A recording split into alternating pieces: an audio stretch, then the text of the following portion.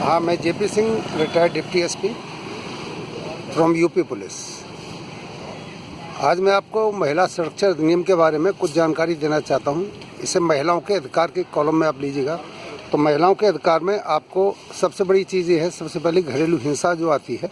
तो घरेलू हिंसा में लिव इन रिलेशनशिप, आपकी अपनी पत्नी, इसके अलावा बहन, बेटी, विवाहित या अविवाहित, माँ, ये जितनी भी स्त्रियां आपके परिवार से संबंधित हैं, वो विवाहित हो अथवा अविवाहित, उन सबको इस अधिकार में, इस नियम के, महिला सुरक्षा अधिनियम के अंतर्गत अपनी सुरक्षा का पूरा अधिकार प्राप्त है। मुख्य बिंदु इसमें सबसे पहले जो आपको महिला अधिकारों में दिए गए हैं, उसमें आपका है निःशुल्क कानूनी सहायता।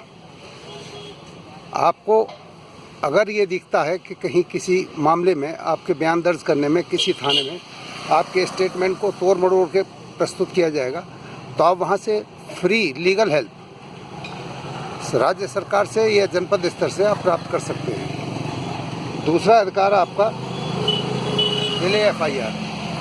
डिले एफआईआर का मतलब देरी से एफआईआर।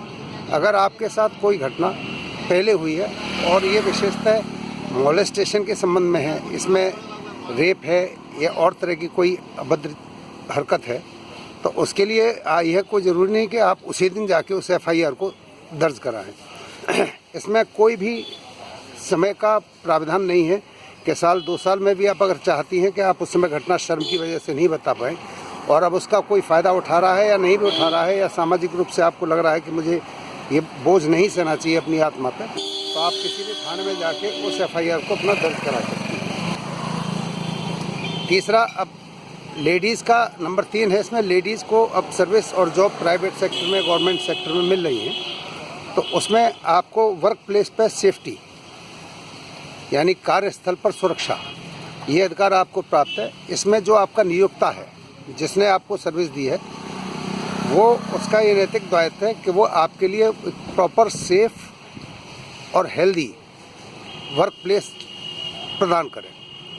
इसमें जो आपकी कंपनी का नियोक्ता है, उसका ये भी कर्तव्य है कि अगर उसके ऑफिस में 10 से ज़्यादा महिलाएं काम कर रही हैं, तो वहाँ एक महिलाओं के अधिकार संबंधी एक कमेटी का गठन करेगा, जिसकी अध्यक्ष एक उन्हीं में से नियुक्त अधिकारी या कर्मचारी होगा। वो आपके ग्रीवेंसेस को आराम से सुन सकें। इसके बाद नेक्स्ट आता है ज़ीरो एफआईआर। ज़ीरो एफआईआर के अधिकार में आप अपने साथ घटित घटना को अपने मैके वाले थाने में अथवा ससुराल वाले थाने में, आप जहां उचित समझे वहां इसे दर्ज करा सकते हैं।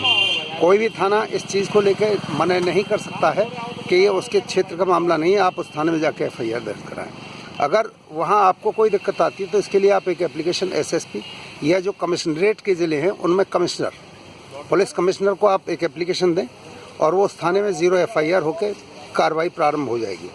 इसके बाद एक आता है घरेलू हिंसा सुरक्षा अधिनियम। ये अधिनियम 2005 में बनाया गया था। इसके तहत आपके घर में, चाहे वो दहेज का प्रकरण हो या किसी और का हो, या आपके साथ कोई मारपीट की जाती है, तो इस चीज़ को लेके आप इस महिला सुरक्षा अधिनियम के तहत आप उसके साथ कानूनी कार्रवाई करके अपना हक पा सकती हैं।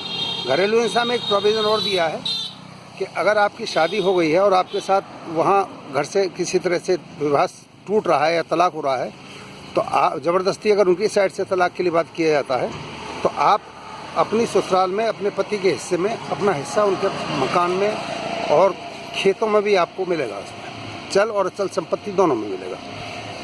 इसके बाद आपको एक नया कानून और आया है। जब ये इंटरनेट चला तो इसमें इंटरनेट से सुरक्षा, ये आईटी एक्ट के अधीन जो है गवर्न किया जाता है। आईटी एक्ट में सेक्शन 66A और 67 ये आईटी एक्ट की हैं। इसमें अगर आपका कोई वीडियो बनाता है या आपका फ़ोटो कोई खींचता है आपकी इच्छा के बिना, तो आप उसमें उसके विरुद्ध कार्रवाई, इस अधिनियम के अंतर्गत आप उसके विरुद्ध कार्रवाई कर सकती हैं विद द एक्सेप्शन। इसमें केवल इस चीज़ का एक्सेप्शन है कि कहीं अगर आप पब्लिक मॉब का हिस्सा है या किसी एजिटेशन आदि में हैं, तो वहाँ वीडियोग्राफी अगर किसी रिकॉर्ड के लिए कि कौन कौन है उनके आइडेंटिफिकेशन के लिए जा सकती है, तो आप ऐसी स्थिति में आप सुरक्षा को प्राप्त करने की अधिकारी नहीं होंगे। ये आपकी निजता और उसके ऊपर है कि आपका कोई पर्सनल वीडियो, पर्सनल फ़ोटो आपकी बिना इच्छा के न बना सके। महिलाएं जब से आई हैं तो पहले ये देखा जाता था, एक नया कानून बना है समान वेतन का अधिकार। इसमें महिलाएं जब से सर्विस में आई हैं तो पहले ये देखा जाता था कि जेंट्स को उसी कैटेगरी में कुछ पे सैलरी ज़्यादा मिलती थी और लेडीज़ को कुछ सैलरी कम मिलती थी।